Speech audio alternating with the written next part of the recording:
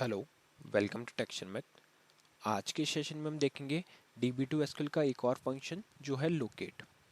ठीक है, तो पहले तो हम टेबल के थ्रू समझेंगे कि हमारी रिक्वायरमेंट क्या है, किस सिनेरियो में हमारे को लोकेट फंक्शन का यूज़ करना होता है, और फिर देखेंगे कि कैसे हम एसक्यूएल आरपीजीएल प्रोग्राम के अंदर लोकेट फंक्शन की हेल्प से डेटा को रिट्रीव कर रहे हैं। ठीक है, तो जल्दी से मैं आपको सेशन बी पे जो मैंने टेबल क्वेरी रन किया हुआ है वो दिखाता हूँ, और ये डेटा है हमारा। ठीक है, तो क्वेरी क्या है, क्वेरी सिंपल मैंने रन की है यहाँ पे, सेलेक्ट स्टार फ्रॉम शर्मित वन जो लाइब्रेरी नेम है स्लैश EMP जो टेबल नेम है, इसके अंदर हमने ये टेस्ट डेटा स्टोर किया हुआ है। ठीक है, अब सपोज आपकी रिक्वायरमेंट ऐसी है कि आपको फर्स्ट नेम कॉलम के अंदर जो नेम है उसमें से फाइंड आउट करना है कि लेटर H कौन सी लोकेशन पे है। ठीक है, उसकी कोई पोजीशन आपको फाइंड आउट करनी है, तो वो कैसे किया जाएगा। तो उसके लिए जैसे नेम ही इंडिकेट कर रहा है, लोकेट मतलब किसी चीज़ को फाइंड करना, तो हम क्या करेंगे, लोकेट मेथड का यूज़ करेंगे, और लोकेट मेथड आपको इसकी एग्जैक्ट पोजीशन रिटर्न करके देगा कि ये जो लेटर H है वो कौन सी पोजीशन पे स्टोर्ड है। ठीक है, तो इसको कैसे यूज़ करते हैं पहले प्रोग्राम में दिखाता हूँ। तो प्रोग्राम को आपको एडिट मोड में ओपन करना है, और इस तरह से फुली फ्री फॉर्मेट में हम कोड लिखते हैं हर बार की तरह। तो यहाँ पे हमने क्या किया, कांस्टेंट डिक्लेयर किया एक एसक्यूएल स्टेट अंडरस्कोर वैलिड जो वेरीफाई करेगा कि जो क्वेरी हमने रन की है वो प्रॉपर एग्जीक्यूट हुई या नहीं।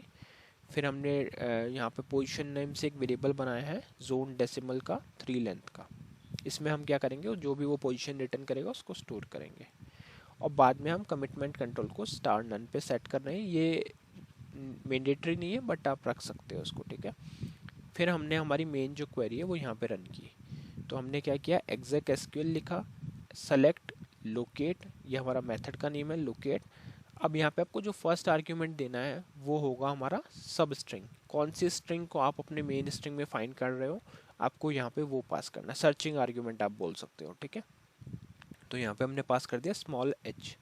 ध्यान रहे ये केस सेंसिटिव है, तो आप एग्जैक्ट वही वैल्यू पास करें जिसको आपको फाइंड आउट करना है।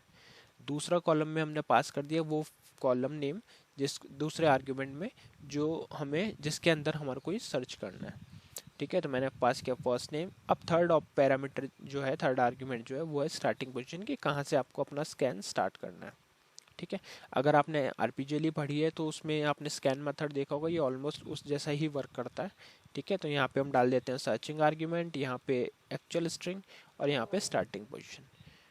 बाद में हमने इस पे एलियास दिया एज पोजीशन इनटू, और ये हमारा पोजीशन वेरिएबल है जो as a host variable work कर रहा है। यहाँ पे हमने कॉलन दिया है, इसका मतलब ये होस्ट वेरिएबल है। फ्रॉम शर्मित one slash EMP table where and fetch first row only. So अभी हम क्या करेंगे, सिर्फ फर्स्ट रो के लिए ही इसको फाइंड आउट कर रहे हैं लेटर H को। ठीक है, फिर हमने क्या किया, जैसे ही क्वेरी एग्जीक्यूट हो गई तो हमने वेरीफाई किया, अगर SQL state SQL underscore valid है तो प्रिंट कर देंगे पोजीशन, एल्स में डाल देंगे SQL state query ended with an error. ठीक है, और INR ऑन कर दिया। अब क्या करते हैं, इसको करते हैं कंपाइल। इसको कंपाइल करने के लिए लेंगे 14 कॉलिंग, तो यहाँ पे आपको रिटर्न हुआ 3। अब वेरीफाई करते हैं कि क्या लेटर H 3 पोजीशन पे ही था, तो करेक्ट है ये। ठीक है, JOH, अगर आप देखोगे तो H थर्ड पोजीशन पे है।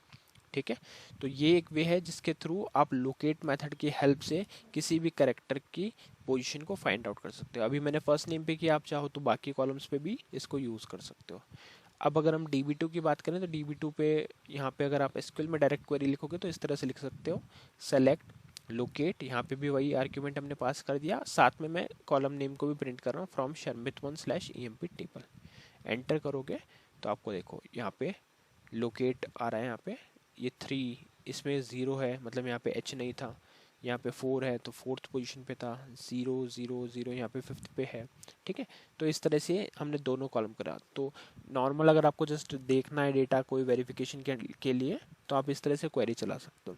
एसक्यूएल आरपीजीएल में भी हम देखेंगे कि कैसे मल्टीपल रिकॉर्ड्स एक साथ शो कर सकते हैं, बट अभी के लिए जस्ट वहाँ पे हम बेसिक चीज़ों को कवर कर रहे हैं, बाद में हम पूरा कर्सर वगैरह सब डिटेल में पढ़ेंगे। ठीक है, और DB2 के ऊपर आप ये डायरेक्ट क्वेरी चला सकते हो, तो आपको जो भी कॉलम सेलेक्ट करना है वहाँ पे आपको एनालिसिस के टाइम पे हेल्प होगा। अगर आप एग्जैक्ट पोजीशन देखना चाह रहे हैं कि इस पोजीशन पे ये वाला डेटा हमारे पास है या नहीं है, तो आप ये यूज़ कर सकते हो। ठीक है, तो इस सेशन के लिए इतना ही था। आई होप ये आपको क्लियर हुआ होगा। नेक्स्ट सेशन में बाकी टॉपिक डिस्कस करेंगे। So thank you for watching tech Sharma.